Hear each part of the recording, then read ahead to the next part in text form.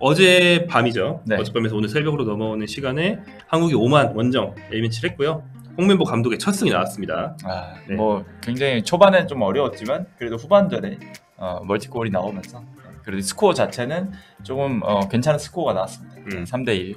근데 이제 해줘 축구 아니었냐 이런 얘기를 우리가 네. 많이 하는 게 선수들이 개인 기량으로 이게 좀 흔히 쓰는 축구 팬들 속으로 시밤쾅인데 빵 때려가지고 하나 넣고 네. 빵 때려서 하나 넣고 그렇죠. 그다음에 이미 앞서고 있어 상대가 급할 때 역습을 하나 넣고 그렇죠. 이렇게 세 골 아니냐 네. 얘기할 수 있거든요. 그렇다면 전술적으로 한국이 5만 상대로 압도하지 못한 이유는 무엇인가?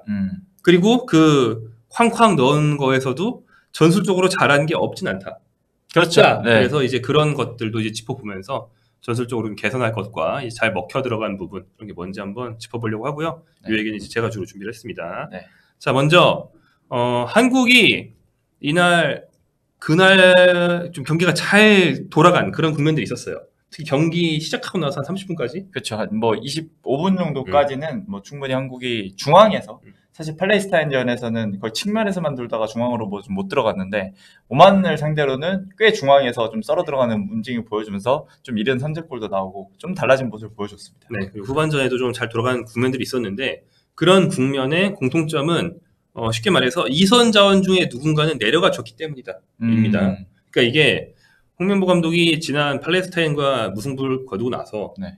이선 자원들이 너무 내려와서 문제였다 이렇게 얘기를 했지만 네. 너무 내려오는 것도 문제지만 너무 올라가는 것도 문제예요. 당연한 맞습니다. 얘기죠. 네. 네, 그러니까 이선 자원이 한국이 4-2-3-1 포메이션을 쓰면 3명이잖아요. 네. 그 왼쪽에서 빌드업을 하면 상식적으로 왼쪽인 선수 내려와서 공을 같이 돌려줍니다. 그렇죠. 그러면서 왼쪽에서 잘 공을 빼내고 빠르게 오른쪽으로 전개할 때 오른쪽에 있는 선수는 튀어나갈 준비를 하고 있다가 전개하는 것을 사이드 체인지라는 거를 오른쪽으로 올라가서 받는 거. 네. 이런 게 가장 일반적인 공격 전개 방식 중에 하나잖아요. 그렇죠. 그렇기 때문에 이선 자원이 3명 있으면 그 중에 공과 가까운 누군가는 내려와서 받아주고 다른 선수가 뒤로 파고들고 이거를 동시에 해야 되는데 이게 될 때가 좋았다. 그렇기 때문에 앞으로도 이 점을 염두에 두고 이제 이선 자원을 운영해야 된다 생각이 들었고 네. 단적인 예가 이제 전반 16분, 19분 이렇게 좋은 공격 작업이 나왔을 텐데 전반 16분에 자 왼쪽 센터백이었던 김민재 근데 황희찬이 왼쪽 윙어 자리에서 내려서 받아줍니다. 네. 김민재, 황희찬 중앙에 황인범, 다시 황희찬 이때 손흥민, 이명재 이렇게 빠르게 연결해서 왼쪽에 이명재에게 전달한 장면이 있었거든요. 네. 이것처럼 왼쪽 윙어 황희찬이 내려와서 받아주면서 오히려 이명재가 왼쪽으로 돌아 들어갔을 때 네. 이명재를 프리로 만들어서 이명재가 좋은 1대1 돌파를 성공시키고 펠티박스 안으로 진입할 수 있었습니다. 이게 그 1차전 때 좀 팔레스타인 상대로 잘 안 됐던 그 라볼피아나 선수를 얘기를 하시면서 측면에 둘이나 있다. 사실 측면에 있는 공격수는 안쪽으로 좀 들어오고 윙백이 더 올라가서 풀백이 더 올라가서 공격하다면 해주는 게 일반적인 그런 움직임인데 그런 게 잘 안 됐다라고 하셨던 것 같은데 네, 그러니까 이번에는 좀 그런 움직임이 됐다는 거군요. 이 경우에 황희찬이 처음부터 하프 스페이스로 들어간 건 아니지만 네. 황희찬이 뒤로 내려가서 받아준다. 그때 이명재는 돌아 들어가고 그쵸. 그럼 그 내려온 황희찬을 활용해서 공을 살려나간 다음에 이명재에게 전달하는 그런 공격이 잘 됐던 장면이 하나 있었고 전반 19분 상황 같은 경우에도 좀 괜찮았어요. 이거는 측면을 전환하는 성공합니다. 자, 왼쪽부터 왼쪽 윙어 황희찬부터 황희찬, 김민재, 정승현 오른쪽에 황인범 쭉 거치면서 빠르게 왼쪽에서 오른쪽으로 공을 돌려요. 네. 그러면 이때 상대가 결국에는 인내심을 가지고 이렇게 한국이 후방에 공을 돌리면 안 올라오면 어차피 못 끌어내는 거지만 사람이 하는 것이기 때문에 경기 내내 참을 수는 없습니다. 그래서 한 번은 끌려 나오거든요. 네. 이때 끌려 나왔어요. 그때 황희찬이 상대가 압박을 하러 늦게 나오니까 어떻게 벌어지죠? 그렇죠. 그래서 이강인에게 찌르고 이강인이 손흥민에게 찌르고 손흥민이 오세훈에게 찌를 수 있는 좋은 중앙으로 향하는 공격이 나왔고 이선 자원이 가장 위협적일 때 언제냐? 센터백과 상대 수비형 미드필더 사이에서 공을 잡을 때입니다. 그 사이로 들어간 이선 자원한테 공을 줄 수 있으면 정말 베스트거든요. 네, 그러면 이제 그 이선 자원이 상대 센터백을 끌어내면서 그렇죠. 직접 해결할 수도 있고 네. 아니면 센터백이 우리 이선 자원을 바라보니까 그 뒤로 돌아가는 스트라이커에게는 시선을 놓친단 말이죠. 그렇죠. 네. 그쪽으로 찌를 수도 있는 건데 손흥민이 딱 그 자리에서 공을 잡는 상황을 한번 만들 수 있었어요. 또 손흥민이 잡는다면 또 더 끌려 나올 가능성이 높은 그렇죠. 그런 상황이니까. 아우라가 있잖아요. 그렇죠. 손흥민 님이셔? 이러면서 상대의 수비수 한 서너 명이 손흥민만 보고 이런 상황들이 나오거든요. 그렇죠. 이제 일단은 그 슈팅이 언제 날라올지 모르기 때문에 또 그런 점도 있습니다. 저분은 왼발 오른발이 구분이 없대 이러면서 그쵸. 네, 그렇게 된단 말이에요. 그래서 결국에는 뭐 손흥민 선수가 오사한테 찌르는 패스는 정확하진 않았지만 좋은 공격 작업이 나왔다. 그래서 이제 사진을 보시면 황인범 선수가 왼쪽에서 오른쪽으로 빠르게 전개했기 때문에 이제 허둥지둥 오만이 압박을 라인 조정하느라 네. 말씀드린 것처럼 수비 라인과 미드필드 라인이 굉장히 벌어져 있죠. 그러네요. 그 사이에 이강인, 손흥민이 둘 다 있습니다. 이런 상황을 일부러 연출하는 게 베스트예요. 네, 이게 가능했다. 그래도 한 번은 이제 저런 장면이 나왔던 게 좀 긍정적이었던 것 같습니다. 네, 맞습니다. 근데 이제 이런 장면들이 경기 내내 나오진 않았다. 경기 내내 나오지 않았고 한국이 좀 기복이 있었던 이유를 이제 좀 생각을 해보면 네. 일단 황인범 선수한테 걸리는 부하가 너무 큽니다. 이거는 클린스만 체제 때부터 계속 있었던 문제가 완전 그랬죠. 네. 팔레스타인전도 그랬고 계속 그래요. 그러니까 황인범 선수에 대해서 황인범 뭐 하는 거냐, 안 보인다 이렇게 말씀하시는 분들도 있을 수 있는데 네. 그거는 황인범 선수가 뒤쪽에서 좀 더 화려한 선수들의 설거지를 해주고 있기 때문이고 황인범 선수는 진짜 공수양면에서 비중이 너무 큽니다. 맞습니다. 수비적으로 보면 예를 들어서 전반 22분이었는데 상대가 왼쪽 공격을 해요. 그럼 한국이 오른쪽 수비를 해야 되죠. 그래서 그쪽은 이강인이 막아줍니다. 그런데 상대가 다시 미드필드 쪽으로 공을 돌렸을 때 네. 상대가 수미한테 공을 돌렸다. 수비형 미드필더한테. 그럼 상대 수비형 미드필더 체크는 한국의 섀도우 스트라이커에 가까운 자리에 있는 손흥민 아니면 황희찬 혹은 좀 더 내려오면 오세훈이 체크를 해주는 게 베스트거든요. 네. 근데 3명 다 오는 게 늦었어요. 그러니까 황인범이 막으러 갑니다. 이러면 한국의 포백 라인 앞을 지키던 2명의 수미 중에서 황인범이 끌려 나갔죠. 그쵸. 그래서 그 뒤를 파여가지고 한번 위기를 맞을 뻔했거든요. 네. 뭐 이런 식으로 황인범을 도와주는 이선 자원들의 수비 가담이 늦는다. 그러니까 아까 말씀하셨던 그 한국이 만들어낸 그 상황을 또 비슷하게 당했다는 네. 거죠. 네. 당했다는 거죠. 그러니까 한국 이선 자원 손흥민, 이강인, 황희찬이 보면은 되게 열심히 전력 질주해가지고 받으러 그러니까 내려와서 수비해주고 이런 장면들 많이 나와요. 네. 그건 좋은데, 그러니까 선수 개개인의 수비에 대한 의욕은 늘 있어요. 선수들은 그런 걸 등한시하지 않습니다. 근데 전술적으로 4 아니면 뭐 4-2-3 이런 대형을 만들어두고 수비를 하는 게 아니고 임기응변으로 수비를 하다 보니까 오히려 구멍은 생기고 그걸 막으러 뛰면서 선수들은 장거리 스프린트를 하게 되고 악순환이 생기는 거거든요. 그렇네요. 네. 그렇기 때문에 황인범이 자기 근처에 이 넓은 공간을 다 커버하기에 너무 무리가 있다. 박용우는 그냥 4-4명의 포백 앞에 자리만 잡고 원래 수비형 빌드 거 해야 되니까 그쵸. 그건 뭐 나쁜 건 아니거든요. 네. 그럼 그 박용우 옆에 넓은 공간을 황인범이 다 뛰어다니는 그런 상황이 종종 있었다. 매번 그렇지 않아서 종종 있었다. 그리고 전반 29분 같은 경우에도 오만이 왼쪽에서 오른쪽으로 빠르게 사이드 체인지를 하면서 위협적인 컵백 상황을 만들었을 때 그 컵백이 문전으로 공이 들어왔어요. 그렇죠. 결국 그걸 끊어낸 거 전속력으로 페널티 박스 안까지 달려온 황인범이었습니다. 맞습니다. 이런 상황도 있었기 때문에 그거 아니었으면 진짜 뒤따라오는 오만 선수가 슈팅까지 연결할 수 있었겠죠. 네, 황민 선수 커버 좋았습니다. 그때. 그 홍명보 감독이 전술적으로 그렇게 특이한 게 없는 사람이고 그렇기 때문에 클린스만 감독은 오히려 특이한 걸 뭔가 하다가 실패를 한 거고 홍명보 감독은 되게 평범한 말만 하거든요. 근데 축구의 기본만 뭐 수비는 조직적으로 공격은 창의적으로 해야 된다. 이 말을 했어요. 뭐 그냥 맞는 말입니다. 기본적인 말이죠. 그렇죠. 근데 수비를 조직적으로 한다는 건 뭡니까? 그때그때 선수들이 열심히 한다 이런 게 아니고 대형을 맞춰놓고 해야 된다는 거예요. 뭐 4 아까 말한 뭐 4-1-4 이런 식으로 대형을 맞춰놓고 수비를 해야 된다는 건데 대형 유지가 잘 안 됩니다. 그렇기 때문에 압박에 구멍이 생기고 그리로 오만이 공을 집어넣을 수 있고 그러면 근처에 있는 뭐 황인범이나 이런 선수들이 허겁지겁 뛰어가는 이런 상황이 생긴다는 거. 그리고 반대로 빌드업을 할 때 이때도 황인범 비중이 엄청 컸다. 이날 보면은 이날은 라볼피아나는 아니었던 것 같고 박용우 선수가 왼쪽에 치우쳐서 많이 움직입니다. 그랬던 것 같아요. 네. 수비형 미드필더니까 원래는 포백 앞에 딱 가운데 김민재, 정승현 사이 딱 가운데를 잡는 게 기본적인 포지션이거든요. 네, 독일식으로 말하면 6번, 네. 스페인식으로 말하면 4번 미드필더의 위치가 그 위치인데 박용우 선수가 오히려 왼쪽으로 많이 빠집니다. 네, 그래서 박용우, 김민재, 정승현의 3백인 것처럼 될 때가 많았어요. 이건 아마 이명재를 엄청 올리고 싶어서 그 뒤를 커버하라고 한 것 같아요. 근데 그러다 보니까 그럼 결국에는 박용우 내려가서 3백을 형성하고 그 앞에 황인범이 있는 3-1 빌드업식으로 된 경우가 많았어요. 황인범이 공 다 뿌립니다. 그럴 때. 이런 장면들 되게 많이 봤거든요. 근데 이제 그럼 황인범은 공을 받았어. 승박한테 공을 받았는데 몸을 돌렸을 때 박용우가 옆에 줘받아주면 좋은데 3-2나 이런 식으로 되면 좋은데 박용우는 이미 센터백 옆으로 가 있습니다. 그러면 그리고 윙백은 다 옆으로 벌려 있어요. 그러면 줄 때가 애매하죠? 네, 선택지가 많지 네. 않네요. 그 상황에서도 황인범은 최선의 선택을 하려고 노력을 해서 막 찍어차고 뭐 이것저것 해 보였는데 뭐 부하가 많이 걸렸다. 이런 상황이 많이 보였고 네. 그렇다면 뭐 받으러 가는 움직임도 많이 해야 되는 거기 때문에 황인범은 뒤로 후퇴도 많이 해야 됩니다. 그러니까 체력적인 소진도 컸다. 그럼 뭐 전체적으로 템포도 느려지긴. 그쵸, 그쵸. 네. 그래서 백패스도 많이 나오고. 빌드업을 할 때 황인범의 부하가 좀 줄어들도록 코스를 더 열어줄 필요가 있다라는 생각이 들었습니다. 네. 다음에 뭐 기본적으로 아까 수비 대형도 대형이지만 공격할 때 진짜 이건 뭐 축구 조금이라도 좋아하시는 분들은 다 들어본 얘기. 삼각형이나 사각형을 만들어야 된다. 아, 그죠. 얘기하잖아요. 네. 한국이 가끔 만들었지 늘 만들지 못했습니다. 그렇죠. 보면 딱 알죠? 또 특히 수비에서 나올 때 그런 모습이 많이 안 보였던 것 같아요. 네. 빌드업 할 때. 그러니까 그게 어디서 나오냐면 이강인 선수가 자기전에서 볼키핑을 많이 했다는 거예요. 그렇죠. 네. 네.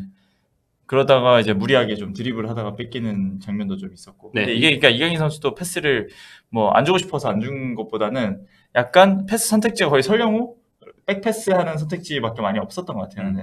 그래서 본인이 이제 무리하게 돌아서서 앞으로 치고 나가다가 드리블이 좀 길어져서 뺏기고 이런 경우가 좀 있었거든요. 어제. 뺏길 뻔할 때 간신히 파울 얻어내서 그렇죠. 넘겼는데 사실 뭐 주심이 살짝 못 봐가지고 그 파울 당하는 순간 눈 깜빡이느라 못 봐가지고 파울 안 불었으면 그것도 위기거든요. 바로 역습이죠. 네. 네.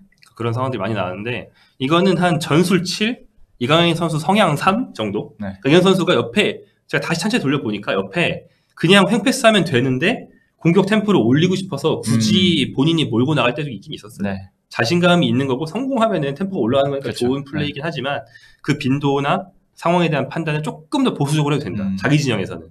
옆에 박용우가 이렇게 있는데 박용우 안 주고 돌려가지고 드리블하다가 3명 사이로 덕돌할 때가 있었거든요. 그러니까 그런 거는 좀 줄여도 된다. 그러니까 이강인 선수, 제가 전에도 말했는데 이강인 선수가 이런 플레이를 자기 진영이 아니고 상대 진영에서 할 수 있게 해줘야 됩니다. 그렇죠. 그러니까 상대 진영에서 이런 플레이 몇 번 했냐고. 그 두 번째 골 나올 때 말고 기억 안 나죠, 잘. 어제 같은 경우에는 많지는 않았던 것 같아요. 보통 자기 진영에서 했거든요. 그쵸. 이러면 비효율이 되는 겁니다. 자, 그래서 이런 거는 좀 전술적으로 이렇게 후방에서 빌드업을 나오게 좀 정해놓은 게 확실히 있으면 좀 덜 나올 것 같은데. 네. 그러니까 전술적으로 좀 눌러줘야 되는 그런 상황인데 좀 보는 게 좀 잘 이제 없다는 거죠. 그렇죠. 공수 간격을 줄이고 그러니까 예전에는 뭐 흔히 쓰는 축구 격언으로 수비는 좁게 공격은 넓게 공격할 때는 벌려라라는 그렇죠. 상식이 있을 때도 있었어요. 하지만 요즘에는 공격할 때조차 굉장히 컴팩트하게 모여서 하는 경우 팀들도 많거든요.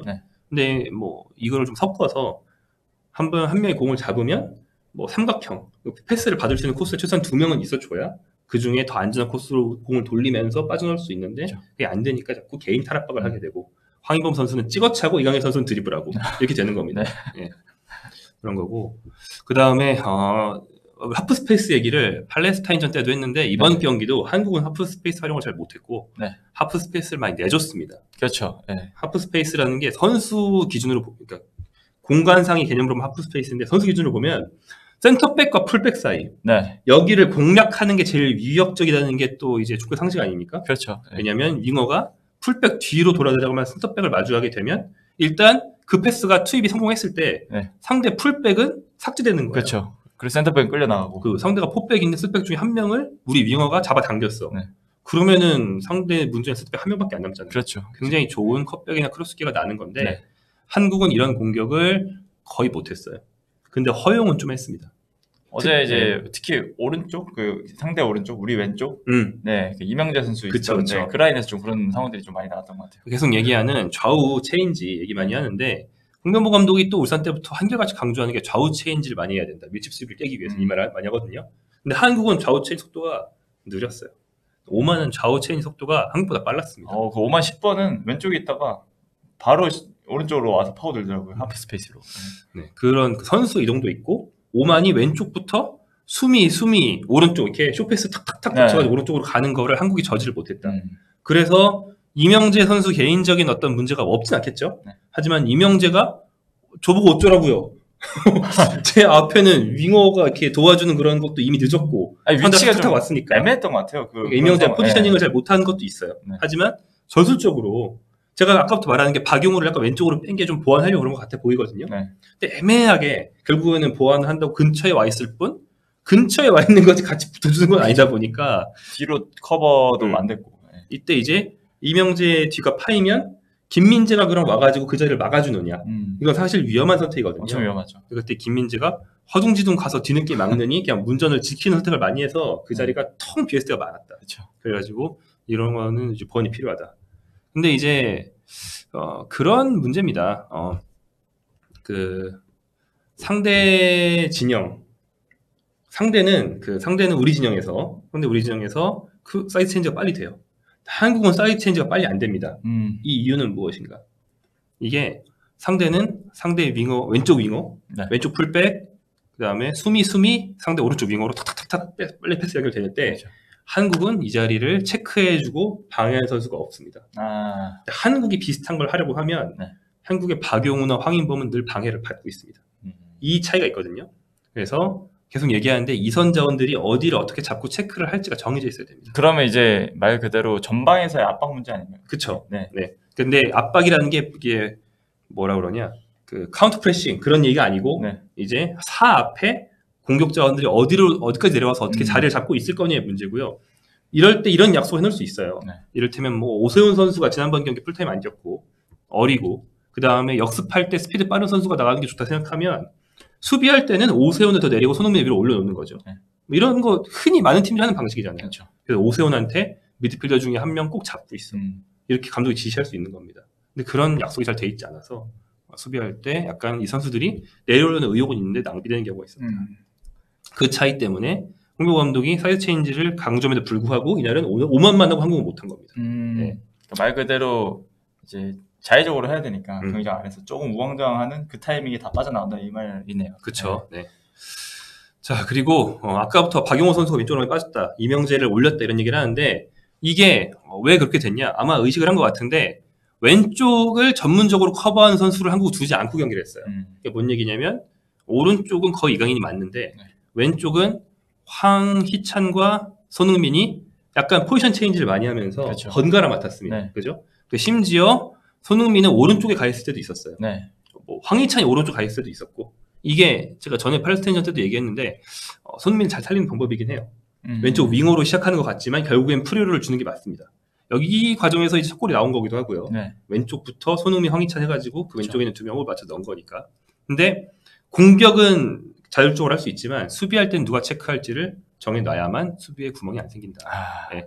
그리고 이럴 거면 벤투 감독도 이렇게 많이 했었어요. 손흥민이 왼쪽 윙어로 시작하는데 중앙으로 많이 들어갔거든요. 거의 공미로 많이 뛰었던 것 같은데요. 네. 그럴 때 결국에는 이걸 어떻게 커버할지 미드필더 풀백들의 위치를 잡아놔야 됩니다. 그때 예전에 했을 때 같은 경우에는 주로 김진수였죠. 네. 김진수가 많이 올라가서 오히려 이럴 때 그러네요. 왼쪽 풀백이 내려가 있으면은 텅 비어요. 적당히 올라가서 뒷걸음치시게 되죠. 네. 적당히 올라가서 아예 상대가 오른쪽으로 공을 넘겼을 때 받는 선수를 견제하고 있는다든지 아예 왼쪽을 눌러서 못 나오게 한다든지 이런 식의 조합이 필요하다. 네. 그런 생각이 들었고요. 근데 좋았던 점들이 있습니다. 일단 두 번째 골이 날 때 과정을 보면 교체 후에 났는데 교체를 한국이 이제 이재성 선수를 넣은 점이 있고 그렇죠. 둘째로 황문기 선수가 들어갔습니다. 네, 오른쪽 윙백, 풀백을 설령의 황문기를 바꿨죠. 그러면서 노골적으로 황문기를 엄청 올립니다. 네. 되게 팔레스타인전에서 황문기의 그 크로스 올리는 모습이 많이 안 나왔던 것 같거든요. 근데 어제 경기에서는 굉장히 좀 자기의 잘하는 그런 모습을 잘 보여주더라고요. 이명재랑 황문기가 완전 윙어처럼 잔뜩 올라가서 상대 측면이 나오지 못하게 애초에 이제 제어를 하고 있었죠. 그렇게 하면 이강인 선수는 그때부터는 사이드 플레이를 아예 안 하고 우중간 내지 중앙으로 아예 들어가 있었습니다. 물론 골 자체는 순수한 개인력으로 난 거지만 이강인 선수가 그때부터 아예 중앙에서 놀았단 말이에요. 그러면서 그 과정에서 골이 나긴 했다. 그리고 황문기의 공격이 이제 유효타 결국 골로 이어지는 않았지만 위협적인 황문기로부터 시작한 공격이 몇 개 있었고 그렇죠. 이런 공격과 후반전에 공격적인 선수 교체, 전술 변화는 괜찮았다 생각이 됩니다. 다만 황문기 쪽에서 효과도 있었지만 실수나 위기 상황도 있었거든요. 황문기가 너무 커버되는 공간이 길잖아요. 그렇죠. 그러다 보니까 이제 좀 판단이나 좀 기동력이나 그 역습을 맞았던 그런 부분들. 그도 유독 오만이 이제 후반전에 왼쪽으로 많이 파고들었거든요. 뭐 그런 부분들이 이제 말씀하신 그런 부분인 것 같습니다. 그러니까 서로 이제 그때부터 황문기를 올려 쓰는 거는 오만 니들이 황문기 뒷공간 팔 건 우리도 알아. 하지만 우리가 황문기를 더 올려 써가지고 우리가 한 대 맞을 거 두 대 때리겠어. 그러니까 이런 마인드인 거죠. 그때부터 한국은 이제 이겨야 되니까 1대1이었으니까. 그렇죠. 네. 결국에는 뭐 황문기 쪽의 공격도 꽤 위협적이었고 이강인을 중앙으로 옮긴 것도 어쨌든 결과적으로 효과를 봤다. 괜찮았다. 이런 좀 좋은 점이 있었습니다. 자, 마지막으로 세트피스에 대해서는 일단 제가 뭐 세트피스 중계가 세트피스 선수 상황 그 배치를 딱 보여주지 않기 때문에 그렇죠. 제가 뭐 자세하게 말할 수가 없어요. 하지만 제 눈에 띄고 많은 분들이 보신 장면이 되게 경기 초반 세트피스 수비 때 황희찬이 나 어떻게 누구 막냐고 손 이렇게 하면서 벤치 쪽 보면서 이렇게 하는 거 있었습니다. 있었습니다. 네. 그런 거 있으면 안 되죠. 네. 상대가 여기 들어오는데 누구 이거 있었어요. 네. 다 잡고 있어야죠. 네. 네. 그런 거 있으면 안 되고. 심지어 선발로 들어가는데. 네. 그다음에 시점 상황 자체는 정승현 선수의 개인적인 헤딩 미스였던 것 같고 뭐 전술 문제였던 것 같진 않아요. 네. 전술적으로는 그냥 뭐 한국 수비수들이 일절로 딱 서가지고 상대 프리킥 올라오는 걸 막는 그런 그렇죠. 지역방어였기 때문에 별 문제는 없는데 다만 이제 정승현 선수가 자기 앞에 있는 자기보다 키 훨씬 작은 선수를 견제할지 아니면 낙하지점에다 헤딩을 할지 둘 사이에서 갈팡질팡하다가 되게 낮기오는 공이었는데 통수를 먹고 들었어요. 고개를 이상하게 숙이는 것처럼 되면서 스치고 들어간 거거든요. 그렇죠. 그게 아마 뒤에 있는 김민재가 막으라고 흘리려고 했던 것 같기도 하고 헤딩한 것 같기도 하고 좀 애매했어요. 근데 이 상황은 이런 식의 수비를 할 때는 분명히 이제 지역방어에 가깝고 네. 정선 선수가 막아야 되는 선수도 자기보다 시간이 굉장히 작기 때문에 앞으로 나가면서 헤딩을 하는 게 맞다. 예, 뒤로 물러서면서 고개를 숙이는 게 아니고. 그러니까 우리 골대 쪽을 바라보고 실점이 나왔잖아요. 예, 예. 그러니까 그게 애매하잖아요. 그렇죠. 분명히 수비가 유리하단 말이에요. 스피드 수비를 할 때는 수비수들은 공을 바라보고 하고 공격수들은 고개를 돌려야 되기 때문에 그렇죠. 불리하다가 상식이잖아요. 정선 선수가 유리함을 살리지 못했기 때문에 이런 거에 대해서 뭐 코칭 스태프가 피드백을 해야 되지 않을까 생각이 됩니다. 네. 그래서 대체적으로 팔레스타인전보다 교체 카드 운용이나 이런 점에서 나아진 점이 있었고 윤용 기자도 썼지만 잔디도 좀 나았고 그렇죠. 그래서 공도 좀 빨리빨리 돌았고 뭐 좋은 점들이 있었습니다. 네. 그래도 근본적으로 좀 묘한 게 잘된 점들이 있는데 홍명보 감독이 강조한 말들이 안 지켜졌어요. 수비를 조직적으로 안 지켜졌고요. 네. 수비는 좀 임기응변으로 하는 게 오히려 많았고요. 네. 그다음에 사이드를 빨리 체인지해서 그것만이 밀집 수비를 깨는 방법이다. 사이드 체인지를 오면 훨씬 잘했다. 그러니까 저는 이제 이런 경기를 볼 때마다 그런 생각이 들어요. 왜 굳이 이제 이런 축구를 할 거로 다 깔아놓고 약간 MIK나 이런 말들을 했기 때문에 오히려 더 좋은 상황을 만들어내는 거에 좀 걸림돌이라 해야 되나? 네. 뭐 이렇게 플레이의 가지수 같은 거를 그쵸. 스스로 한정시키는 거 아니냐고요? 네, 좀 그런 느낌이라서. 그럴 수도 있죠. 네, 오히려 이제 경기장 상황에 따라서 이게 자주자주 바꿔가면서 뭐 잘 대응을 하면 또 그리고 결과도 뭐 챙겨올 수 있고 하는데 너무 거기에 빠지지 않았으면 좋겠습니다. 이제 빠질 거면 완성도 높게 빠지면 되는데 지금 그것도 빠지지도 못하고 있어서 네.